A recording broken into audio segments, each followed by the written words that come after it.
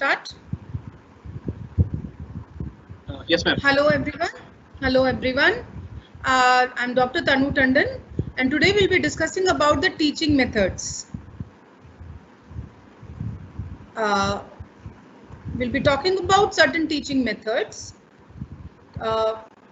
First of all, उसके पहले हम ये डिस्कस करते हैं कि टीचिंग मेथड्स की हमें ज़रूरत क्या है और टीचिंग मेथड्स हैं क्या.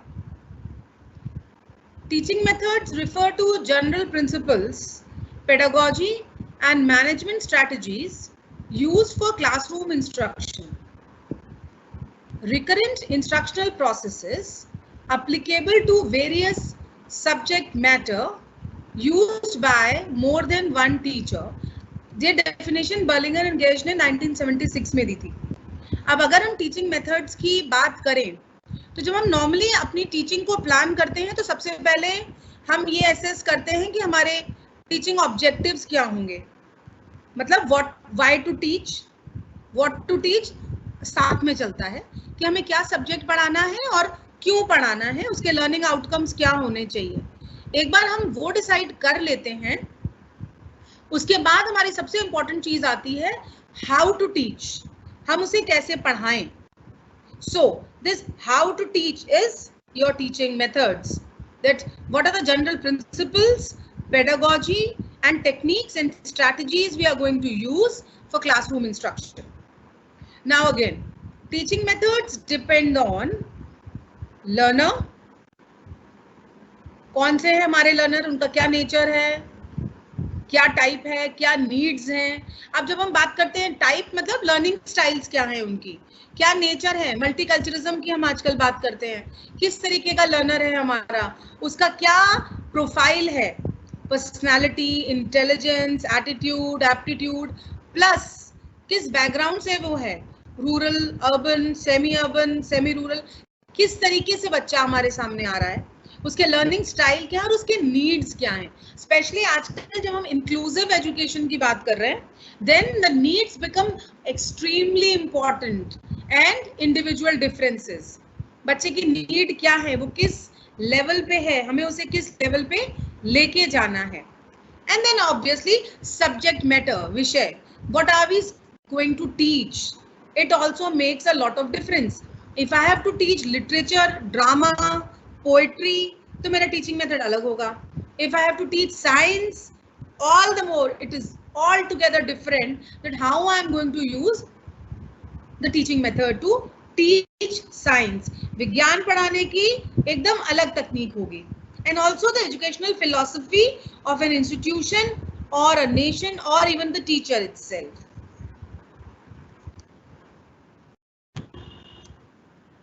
Again, this triangle will show you that how all these things are connected. The learning outcomes, teaching learning activities and methods, and the assessment. The methods, concept. क्या हमारे outcome है, बच्चे से हम क्या चाहते हैं. Again, what is the concept, what we are going to teach and how we are going to teach, and then learning outcomes are all related to each other. ये सब आपस में जुड़े हुए हैं, गुथे हुए हैं. किस तरीके से हम पढ़ा रहे हैं वो डिपेंड करेगा कि लर्निंग आउटकम्स अचीव होंगे कि नहीं होंगे. और वो हमें कैसे पता चलेगा, असेसमेंट से. और असेसमेंट से हमें पता चलेगा कि वो मेथड जो था वो ठीक था कि नहीं था, क्योंकि उसके द्वारा लर्निंग आउटकम्स अचीव हुए कि नहीं हुए. So the concepts are at the center and the methods, outcomes and assessment, they are all integrated and connected to each other. Now, how do we classify the learning method, the teaching methods? इसके classification के बहुत सारे तरीके हैं. Teacher centered, student centered, यानी कि वो कुछ मेथड्स जो टीचर के हिसाब से हैं, यानी जिसमें टीचर अथॉरिटी पोजीशन पे है वही सब कर रहा है और बच्चे का पैसिव रोल है.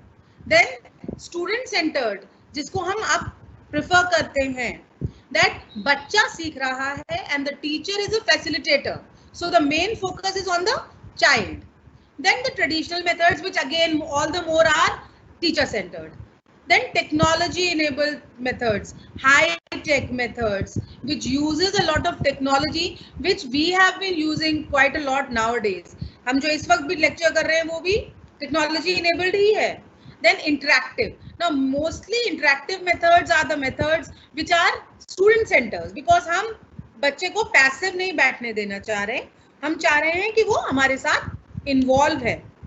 And then content focused methods. That means we are focusing whether the content is being delivered or not. Now, let us focus on the traditional teaching methods which we have been using for years now. Now, इस पे हम ज़्यादा ध्यान नहीं देंगे.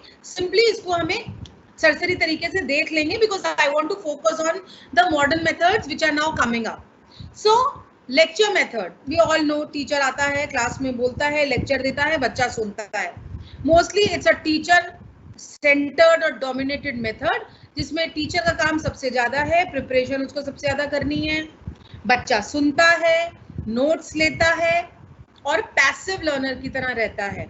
Yes, it can be made interactive if the teacher asks a lot of questions in the class or encourages the students to ask questions. So it can be made interactive, but it is not in reality.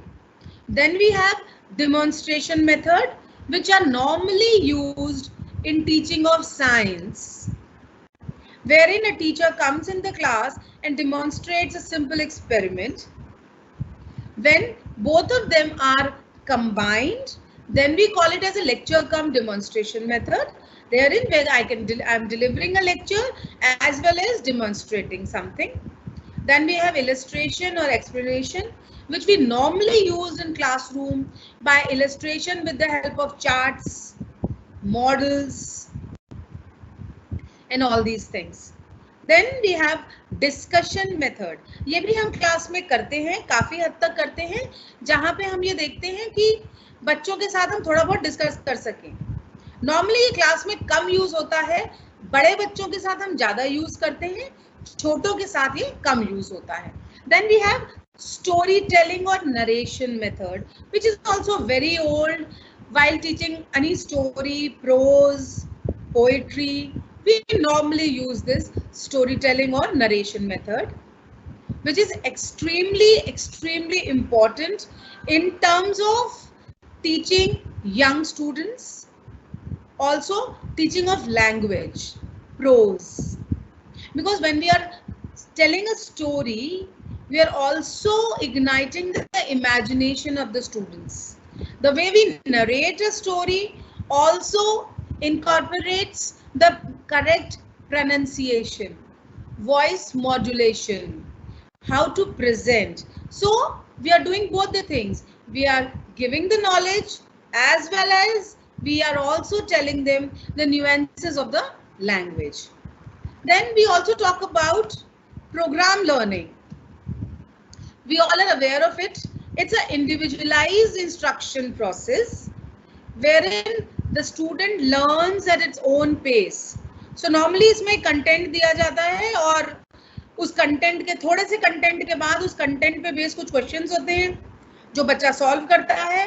अगर वो उसको सही solve करता है तो वो आगे बढ़ जाता है, और नहीं करता है तो नॉर्मली या तो वो उसी स्लाइड पे रहता है या उसी कंटेंट पे रहता है, या फिर हम एक हाइपरलिंक से एक विंडो खुल जाती है, नॉर्मली हम इसे कंप्यूटर के थ्रू यूज करते हैं और वो एक्स्ट्रा इंफॉर्मेशन देती है. So this is also self paced learning method which we have been using now. And then we have seminar methods which is used basically with higher education, as you people must be aware of it, जिसमें हम एक topic पे discussions करते हैं. And then we have tutorial और self assignment method, wherein the teacher gives a question or a topic and the student prepares on it. It is also a self-study method, जिसमें बच्चा खुद ब खुद पढ़ता है. ये जो सारे methods अभी हमने बात की है, ट्रेडिशनल टीचिंग मेथड्स हैं जो हम सालों से यूज कर रहे हैं. इन सबके अपने एडवांटेजेस भी हैं, डिसएडवांटेजेस भी हैं. लेक्चर मेथड जब हमें बहुत सारा सिलेबस कंप्लीट करना हो तो नॉर्मली हम यूज करते हैं, लेकिन जब हम स्कूल में बच्चों को पढ़ाने की बात करते हैं तो लेक्चर मेथड एक ऐसा मेथड है जो यूज नहीं होना चाहिए, बिकॉज अगर हम डेल स्कोन ऑफ एक्सपीरियंस की बात करें, जैसा कि अगर आप लोगों ने पढ़ा है, तो जितने सेंसेस इन्वॉल्व होंगे उतनी बेहतर टीचिंग होगी। तो लेक्चर मेथड में आप सिर्फ कान का इस्तेमाल कर रहे हैं, only hearing is being used, whereas we want the child to learn by doing, so that means involving all the sense organs. So you have to hear, you have to listen, you have to listen, you have to see, you have to understand, you have to manipulate the objects, use your hands, eyes, ear, taste, smell, everything. जितने sense organs involve होंगे उतनी बेहतर learning होगी. Now we are coming to interactive methods of teaching. हम जो आगे discuss करेंगे जिन methods of teaching को, वो मेथड्स हैं जिनमें टीचर एक फैसिलिटेटर, हेल्पर और गाइड है, यानी कि ये पूरे स्टूडेंट सेंटर्ड मेथड्स हैं. बहुत बार जब मैं प्राइमरी स्कूल या सेकेंडरी स्कूल के टीचर से बात करती हूँ, स्पेशली गवर्नमेंट कॉलेज के और बाकी जगह के, तो उनके पास ये एक बहुत बड़ा क्वेश्चन होता है कि उन बच्चों में इंटरेस्ट कम है, हम कैसे इंटरेस्ट जगाएं, या थिंकिंग स्किल्स जगाना बच्चों में बहुत इंपॉर्टेंट है. हम आजकल बात करते हैं हॉट्स एंड लॉट्स की. अगर हम ब्लूम्स टैक्सोनॉमी की बात करें, जो कि अब काफी हद तक मॉडिफाई हो चुकी है, और हम उसको अब कॉग्निटिव, अफेक्टिव, साइकोमोटर के डोमेन्स जो हैं उनको हमने काफी रेज कर दिया है. So now we talk about LOTS, that means lower order thinking skills, and we talk about HOTS, higher order thinking skills. So now the main goal of the teacher should be to encourage HOTS or higher order thinking skills among students. Now these thinking skills need not be encouraged only at the higher secondary level. अगर हम थोड़ा सा psychology का part पढ़ने की कोशिश करें तो हम ये देखेंगे कि पियाजे का जो भी रोल है, एब्स्ट्रैक्ट थिंकिंग शुरू हो जाती है बच्चे में 7, 8, 9 साल की उम्र से. तो आपके पास जब बच्चा आ रहा है प्राइमरी में भी, तो भी उसकी हायर ऑर्डर थिंकिंग स्किल्स हमें मोटिवेट, इनकरेज करनी है, शुरू से करनी है. हमें वेट नहीं करना है कि ये 15 साल का हो जाएगा, 14 साल का हो जाएगा, उसके बाद हम करेंगे. छोटी छोटी चीजों से हमें critical thinking, creative thinking, inductive और डिडक्टिव थिंकिंग इनकरेज करनी है. सो जो हमारे मेथड्स ऑफ टीचिंग है वो इस प्रकार से होने चाहिए कि वो ये सारी चीजें करें. Encourage the thinking skills. When we first approach in this would be inductive deductive approach. What is inductive and what is deductive? Inductive proceed from particular to general. ये maxims अगर आपने पढ़े हो, whole to part, part to whole, particular to general, that means example से हम rule की तरफ जा रहे हैं, and deductive is हम rule से example की तरफ जा रहे हैं. So inductive means हम सिंपल एक एग्जाम्पल बच्चे को देते हैं और फिर वो वैसे बहुत सारे एग्जाम्पल्स जमा करता है और अपने आप उसको एनालाइज करके फिर उसको जमा करके एक रूल की तरफ बढ़ता है. जैसे कि एक पत्ती इकट्ठी की जो हरी थी, फिर वो जाएगा हर तरीके की पत्तियां इकट्ठी करेगा, उसको हरी मिलेंगी, फिर वो रूल पे आएगा, the leaves are green in colour. So it takes care of the developmental needs of children and it encourages discovery and stimulates thinking. बच्चा डिस्कवर करता है ये ऐसा क्यों है, किस लिए है, क्यों होता है. It stimulates thinking. Deductive इसके साथ चलता है, वो लिंक बनाता है रियल लाइफ में और थिंकिंग में, और जो नॉलेज गेन की है. आपने एक फूल लिया, उसके अंदर आपको पराग दिखा, स्टेमन दिखा, एंथर दिखा, दूसरा फूल लिया, उसमें भी दिखा, फिर आप धीमे धीमे इस कंक्लूजन पे बच्चा पहुंचता है, सब एनालाइज करके. Inductive is analysing, deductive is synthesising, उसका निचोड़ निकालता है, एक जनरल रूल पे पहुंचता है कि पौधों में ये रिप्रोडक्टिव ऑर्गन होता है, ऐसा एंथर है, इस प्रकार से पेटल्स हैं जो कलरफुल होते हैं, इस तरफ से लीव्स हैं जो ग्रीन होती हैं, and so on. Now we come to another type of learning approach, which is collaborative learning. इसको मैं बहुत ज़्यादा फोकस करती हूँ because this is what we have to encourage, because learning is not only cognitive. we have to take care of the emotional and the social roles and needs as well. The child has to learn intellectual, social and emotional part, especially in our multicultural classrooms and inclusive classrooms, जिसमें हम सबसे ज़्यादा focus कर रहे हैं. We need to facilitate social and emotional along with intellectual. So this approach involves students working together. They focus on problems, they try to find the solution and they try to find the solution together. एक साथ आके बच्चे एक साथ काम करते हैं. हर बच्चा अपनी स्ट्रेंथ को और आगे बढ़ाता है, वीकनेस को ओवरकम करने की कोशिश करता है. The students they are actively involved, they are not passive. Teacher उन्हें ज्ञान नहीं दे रहा. Students are not empty vessels into which the teacher is pouring the knowledge. No.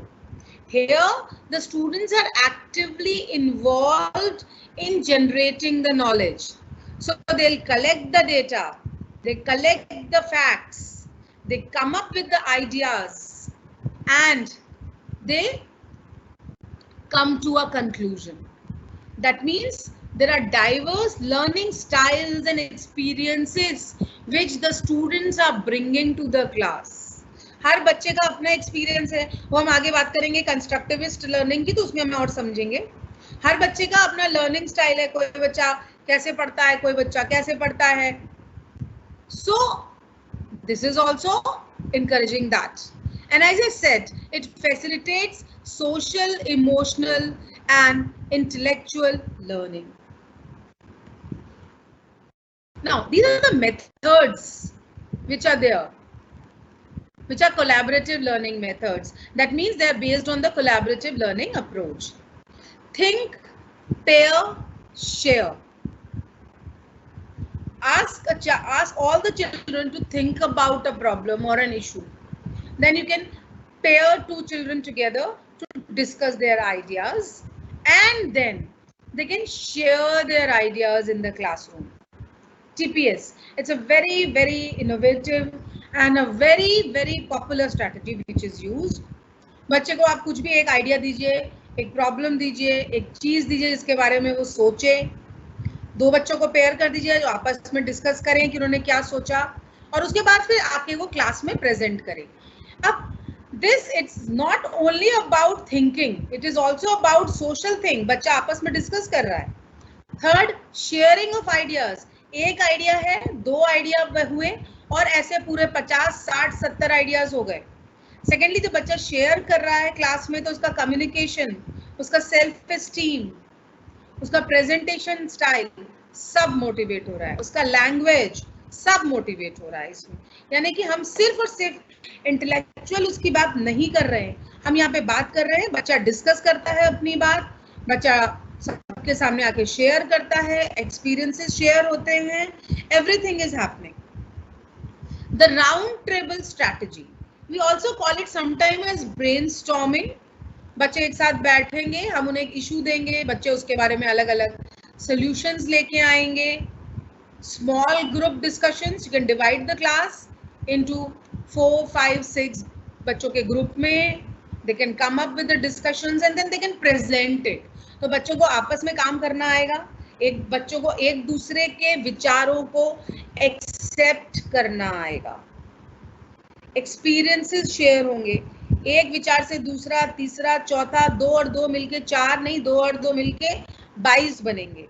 Children will learn to negotiate, the children will learn to accept others ideas, the children will learn to follow, learn to lead, learn to communicate, learn to negotiate and come to a conclusion. So it's all life skill education इसमें engrossed है. हम सिर्फ classroom teaching की बात नहीं कर रहे, हम लाइफ स्किल्स की बात कर रहे हैं. अब यहाँ पे हम बच्चे को सोसाइटी में कैसे रहना है, कैसे लोगों से अपनी बात मनमानी है, कैसे लोगों की बात माननी है, कैसे साथ में काम करना है, हम वो भी सिखा रहे हैं यहाँ पे.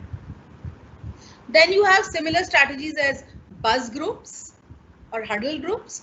And then you have Phillips 66 technique. It's a very interesting part which was given by Dr. Donald Phillips. इसमें बच्चों को 6 के ग्रुप में हम बांटते हैं, 6 बच्चों का एक ग्रुप जो 6 मिनट्स तक कोई भी चीज डिस्कस करते हैं और फिर आते हैं. इसलिए इसको बोल दिया गया था Phillips 66 technique.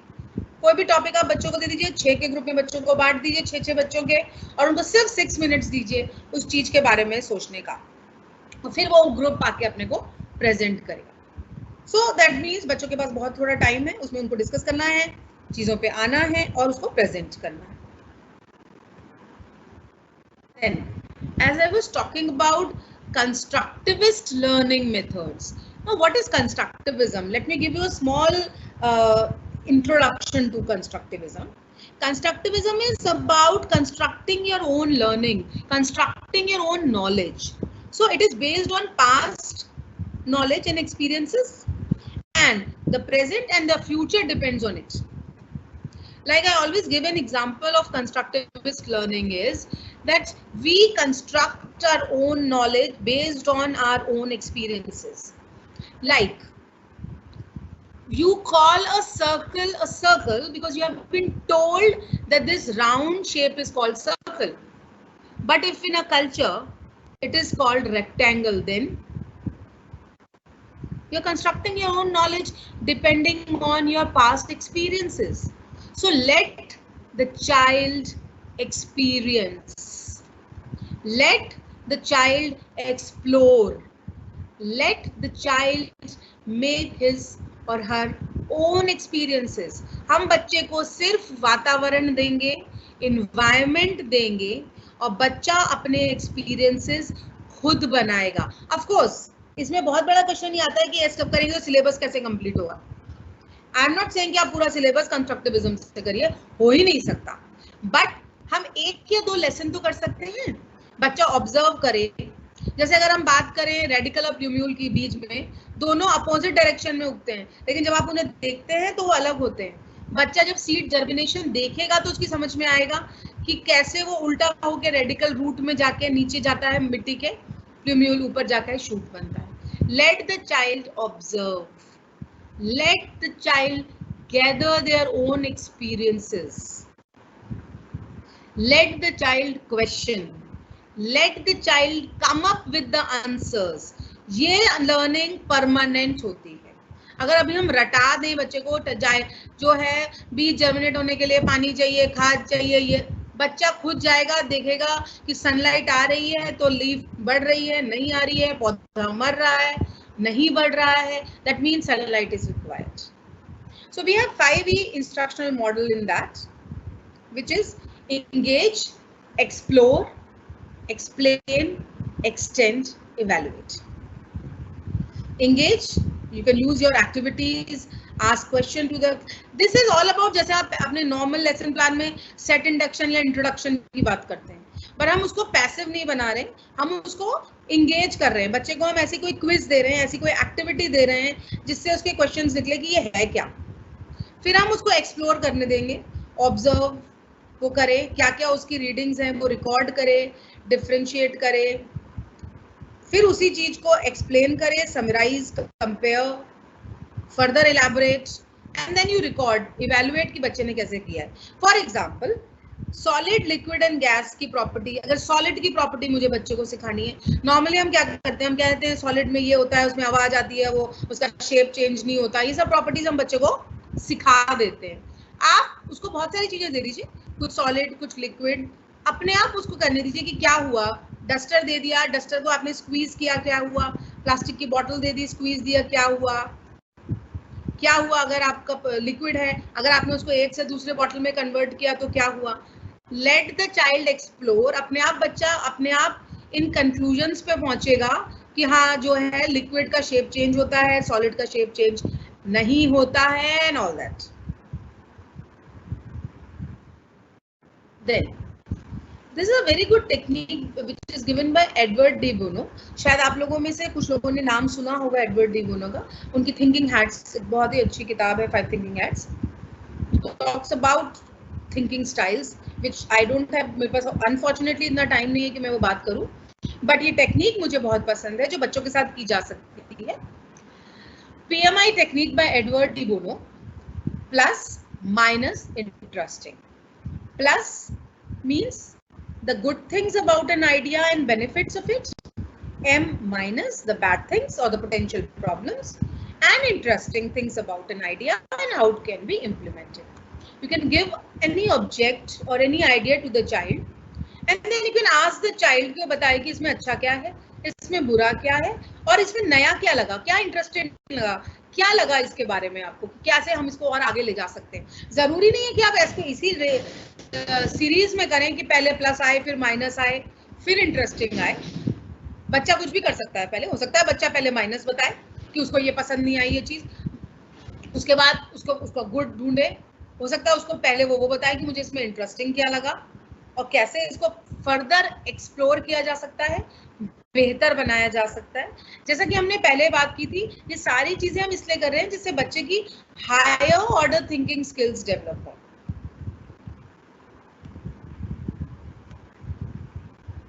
Now, I'm coming to a very, very important method which is called inquiry training method. थोड़ा सा जल्दी हम जा रहे हैं क्योंकि बहुत सारे मेथड्स हैं और मैं चाह रही हूँ सबको थोड़ा मैं छू लूँ. Inquiry training method is the most important training method or the teaching method. The reason being that when we talk about learning, that the basic premise which we follow is learning how to learn. Because our goal is to become a lifelong learner. बच्चे को सीखना सिखा दीजिए, वो सारी जिंदगी सीखेगा. बच्चे को इंक्वायरी करना सिखा दीजिए, वो सारी जिंदगी इंक्वायरी करेगा और चीजें सीखेगा. So this method is extremely important because ये मेथड बात करता है कि बच्चा कैसे चीजें सीखे. इसके स्टेप्स की बात अगर मैं करूं, एक प्रॉब्लम या तो आप बच्चे को दे दीजिए या बच्चा आइडेंटिफाई करे एक प्रॉब्लम. आप उनके सामने केस स्टडी दे सकते हैं. केस स्टडी भी अपने आप में एक मेथड है. वैसे एक केस, एक छोटी प्रॉब्लम आप बच्चे के सामने रख दीजिए, जो प्रॉब्लम ना हो, सिंपल उसके बारे में दिया हो, बच्चा उसमें से प्रॉब्लम निकालेगा कि हाँ ये प्रॉब्लम है. जान लीजिए, मान लीजिए वो कह रहा है कि यहाँ पानी का निकास नहीं हो पा रहा है या यहाँ पे पानी भर रहा है. बच्चा कहेगा हाँ क्योंकि यहाँ से पानी नहीं निकल पा रहा है. क्यों नहीं निकल पा रहा है? डेटा गैदरिंग, वेरिफिकेशन, एजम्पशंस बनाएगा बच्चा कि हो सकता है ये कारण हो सकता है ये कारण हो. फिर वो वेरीफाई करेगा कौन से कारण हो सकते हैं. फिर उन सारे डेटा को वो गैदर करके एक एक्सप्लेनेशन लेके आएगा और फिर उसके बाद उसका सोल्यूशन निकालेगा, कंक्लूजन निकालेगा. और लास्ट में आप बच्चे से ही एनालाइज कराइए कि उसने कैसे कैसे क्या क्या स्टेप्स फॉलो करके वो इंक्वायरी प्रोसेस उसने सीखी. कि सबसे पहले उसने क्या किया, फिर क्या किया, फिर क्या किया, और फिर उस हिसाब से आप बच्चे को इवैल्यूएट करिए कि क्या बच्चा इस स्टेप्स कर पाया और कितने अच्छे से उस बच्चे ने किए. बच्चे को खुद भी अपने आप में विश्वास आएगा कि वो एक प्रॉब्लम सॉल्व कर सकता है और कल को कोई और प्रॉब्लम उसकी रियल लाइफ में भी होगी. So the child will know how to solve the problem. That you have to first understand कि प्रॉब्लम क्या है. आइडेंटिफाई करिए प्रॉब्लम क्या है, क्यों है, किस लिए है, क्या क्या कारण है उस प्रॉब्लम के, और फिर फाइंड आउट करिए कि क्या क्या सॉल्यूशंस उसके हो सकते हैं. 1 2 3 4 5 6 7 8 9 10. फिर उसमें सबसे ज्यादा अच्छा सॉल्यूशन कौन सा है, अप्लाई करिए, रिजल्ट मिलेगा, फिर आप समझेंगे कि कैसे आपने उसको सॉल्व किया. So this will prepare the child for real life situations and real life learning. Then this is a method which is majority of the teachers they say that they use in the class. Role play methods. Now what is a role play method? जब भी मेरी बहुत ज्यादा teachers से बात हुई है तो मुझे पता चला है, मुझे वो ये बोलते हैं कि हम रोल प्ले मेथड यूज करते हैं. सी वी हैव टू अंडरस्टैंड कि रोल प्ले सिर्फ वही नहीं है कि आपने क्लास में आपको एक कहानी पढ़ा रहे हैं कछुए खरगोश की, तो एक बच्चे को आपने कछुआ बना दिया, एक को आपने खरगोश बना दिया, उसको एक फ्लैश कार्ड या प्लेकार्ड लगा दिया और तुम कछुआ तुम खरगोश, चलो, no. Role play has got much bigger things which can be done through it. It allows the students to explore realistic situations. बहुत तरीकों के हो सकते हैं role plays. Cooperative role play हो सकता है जिसमें आप बच्चों को अलग अलग रोल दे दीजिए कि कौन सा बच्चा, मान लीजिए आपको एक काम करवाना है जिसको आपने 5 उसमें पार्ट में विभाग किया है उसका, हर बच्चे को एक एक रोल दे दीजिए, तो बच्चे आपस में वो करेंगे, तुम एक ईंट दूसरे को दोगे, फिर वो उसको जमाएगा, फिर तीसरा उस पर पानी डालेगा. Cooperative role play. Conflict role play, कोई प्रॉब्लम है, कोई डिलेमा है, कोई दुविधा है, आओ मिलके हम उसे कैसे सॉल्व कर रहे हैं. Information gap role play, task based role play. So all these things are there in the role play methods, and this is again, as I said, it also involves a lot of other things also, like the child will learn how to coordinate, how to cooperate, how to present, increases the self esteem, confidence. बच्चा सामने आ रहा है, बोल रहा है, present कर रहा है, एक्ट कर रहा है, छोटी मोटी स्क्रिप्ट बच्चा लिख सकता है कि आप बोल सकते हैं तुम्हें इस पार्ट को प्ले करना है, अपनी 4 लाइनें लिख के लाओ, तो बच्चा अपनी स्क्रिप्ट लिखेगा, लर्निंग होगी उसकी लिखने में, सोचेगा क्या लिखना है, लैंग्वेज, शब्द, वोकैबुलरी उसकी इंक्रीज होगी. So these are not the methods which are only about one thing. उनमें बहुत सारी चीजें इन्वॉल्व हैं जिन्हें हम एज टीचर्स कभी कभी भूल जाते हैं कि हम सिंपल एक चीज ये नहीं सिखा रहे कि आओ और ये काम करो. नॉर्मली स्कूल टीचर्स क्या करते हैं, सोचते हैं हमारा काम आसान हो गया, इस बच्चे से कहा तुम ये प्ले कर लो, इस बच्चे से ना.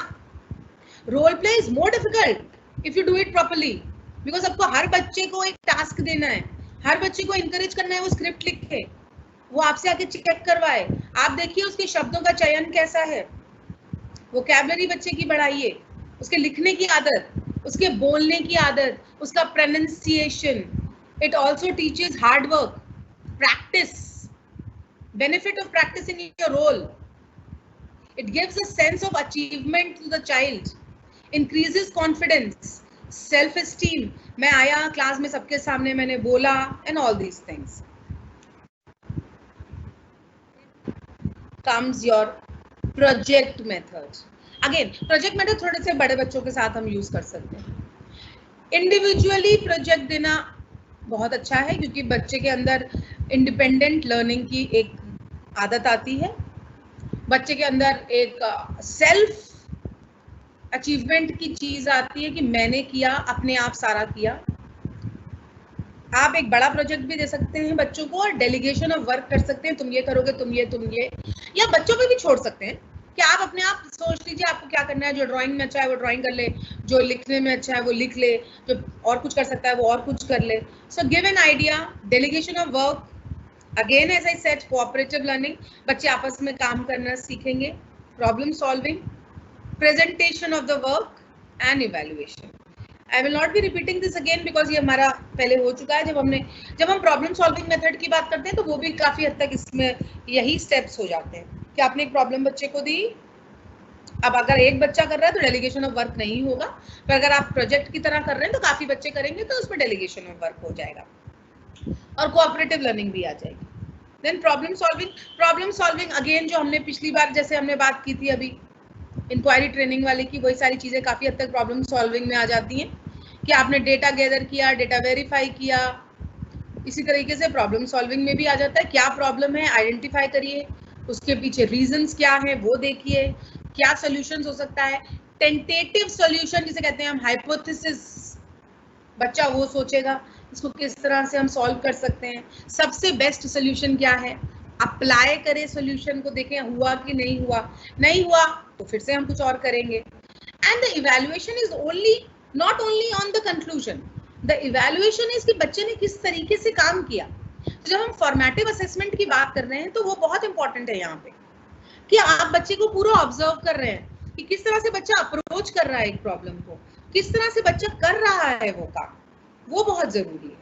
और कैसे उसने उस प्रॉब्लम को सॉल्व किया, कैसे उसने सॉल्यूशंस ढूंढे, किस किस जगह से उसने, उसका सोर्स ऑफ इंफॉर्मेशन क्या था, कैसे वो पता करके लाया कि ये हो सकता है, कितनी उसने क्रिटिकल थिंकिंग लगाई, कितनी उसने क्रिएटिविटी दिखाई, and all these things. Then we come to discovery learning methods. Again, these methods are again overlapping with your problem solving methods. It also involves posing HOTS or higher order thinking skills and thought provoking questions. Students have to practice what they have learned and then immediate feedback from the teacher. बच्चे ने mistake की है तो teacher की तरफ से तुरंत feedback जाएगा, constructive feedback, so that child can improve. Now I am coming to a very important part, and which is called flipped classroom. Now ये flipped classroom बहुत use हो रहा है आजकल. What is flipped classroom? Flip cart होता है ना, flip कर देना, बदल देना, उल्टा हो जाना, हमारे ऊपर आ जाना. जैसे हम फ्लिपकार्ट यूज करते हैं, कार्ट फ्लिप हो गई, अब वो कार्ट आपके मोबाइल पे है, आप नहीं जा रहे, वो आप तक आ रही है. इसी तरीके से flip classroom, it reverses the traditional learning environment. हम पढ़ाते हैं, बच्चा घर पे जाके क्लास होमवर्क करता है, उल्टा हो गया.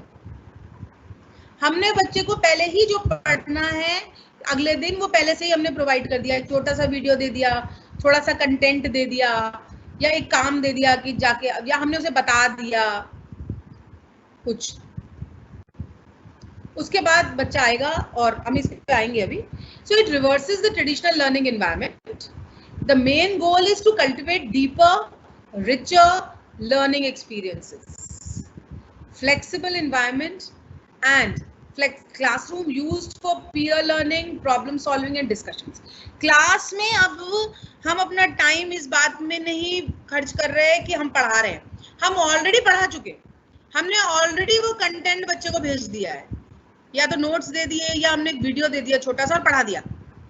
अब बच्चा अपनी सहूलियत के हिसाब से उस वीडियो को खोल रहा है, उस कंटेंट को खोल के पढ़ रहा है, उसको समझ रहा है, उसके ऊपर बेस्ड अपने नोट्स बना रहा है, अपने उसके मन में जो क्वेश्चंस आ रहे हैं वो लिख रहा है. अब अगले दिन जब हम क्लास में आएंगे तो बच्चा ऑलरेडी प्रिपेयर्ड है. हमने आज क्या करना है, हमें सिर्फ उस टॉपिक को डिस्कस करना है, और सारे बच्चे अपने क्वेश्चंस लेके आएंगे, तो हमें सारे बच्चों की क्वेरीज, सारे बच्चों के आइडियाज हमें मिलेंगे. तो क्लासरूम में क्या हो रहा है, क्लासरूम में पीयर लर्निंग हो रही है, क्लासरूम में डिस्कशंस हो रहे हैं, क्लासरूम में आइडियाज फ्लोट हो रहे हैं कि इसको ऐसे भी कर सकते हैं, इसको वैसे भी कर सकते हैं, ऐसे भी हो सकता है. So the classroom is now hub of activities. The classroom is now hub of ideas. हम वो टाइम नहीं, उल्टा हो रहा है ना. पहले ऐसा होता था कि हम पढ़ा देते थे, उसके बाद बच्चा घर जाके करता था, फिर ये होता था कि घर पे वो क्या कर रहा है, किससे पूछ रहा है, क्या नहीं कर रहा है. अब बच्चा पढ़ के आ रहा है, वो ऑलरेडी प्रिपेयर्ड है. अगर बच्चे की समझ में नहीं आया है तो भी वो प्रिपेयर्ड है, क्योंकि वो आते ही आपसे क्वेश्चन पूछेगा कि हमें ये समझ में नहीं आया पार्ट, आप हमें ये बता दीजिए. फिर हम उस लेवल से शुरू करेंगे.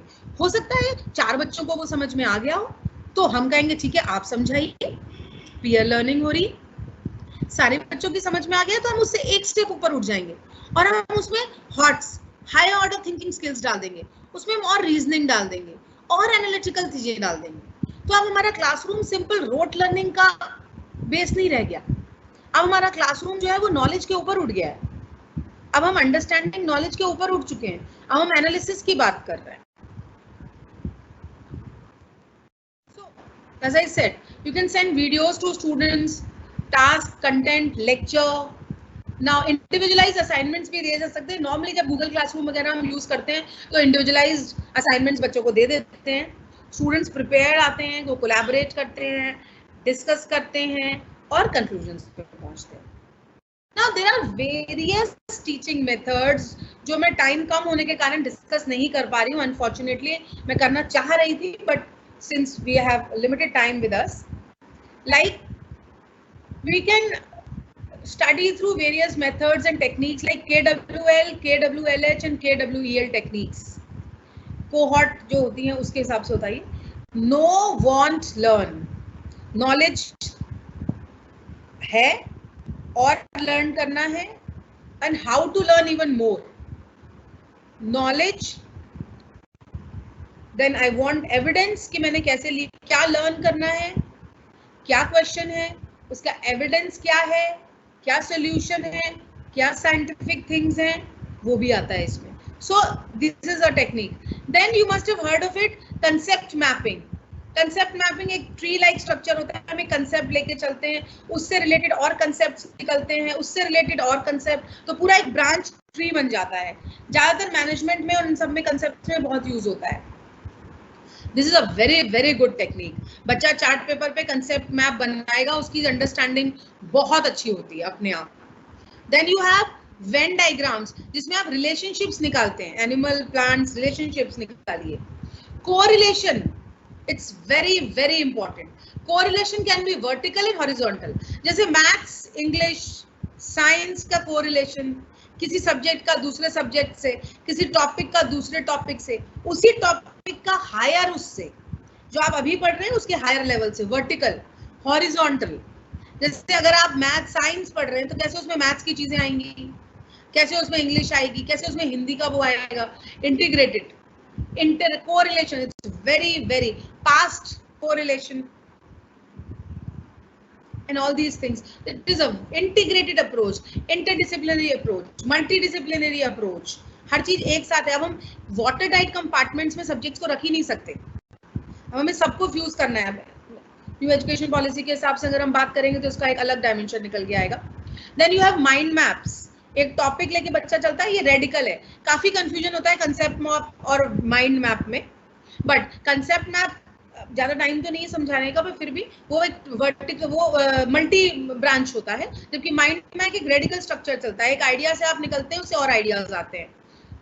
Game based learning, playway method जिसे हम कहते हैं, सिमुलेटेड लर्निंग जिसे, सिमुलेशंस जिसे हम कहते हैं, दिस इज इटसेल्फ अपने आप में ये एक लेक्चर के लिए है. रेसिप्रोकल लर्निंग, बच्चों में से एक को टीचर बना दीजिए, वो पढ़ाएगा, जब बच्चा पढ़ाएगा तो उसके कंसेप्ट ज्यादा क्लियर होंगे. So these are the things which can be learn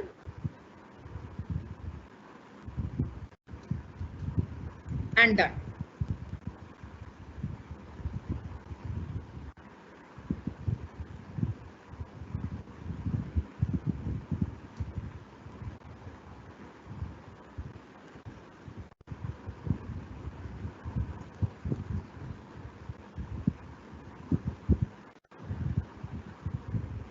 अब मेरे पास कुछ क्वेश्चंस हैं जो मैं ले रही हूँ यहाँ पे. मुझसे वीरभद्र जी ने पूछा है कि which teaching methods can apply to effective teaching process in abnormal position such that classroom condition is not good. बहुत सारे मेथड्स हैं जिसको आप लगा सकते हैं, ऐसा तो इसमें है नहीं कि सारे ही मेथड्स यूज हो सकते हैं.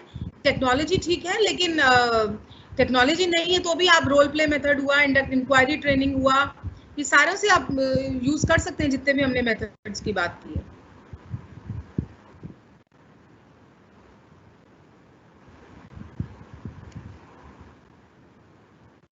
और क्वेश्चंस भी हैं.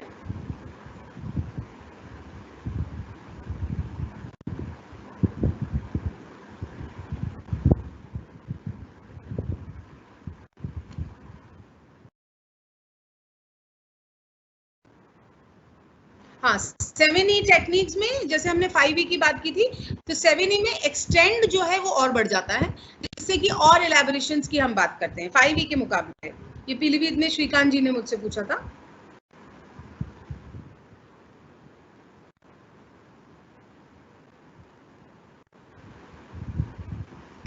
That's it. Thank you.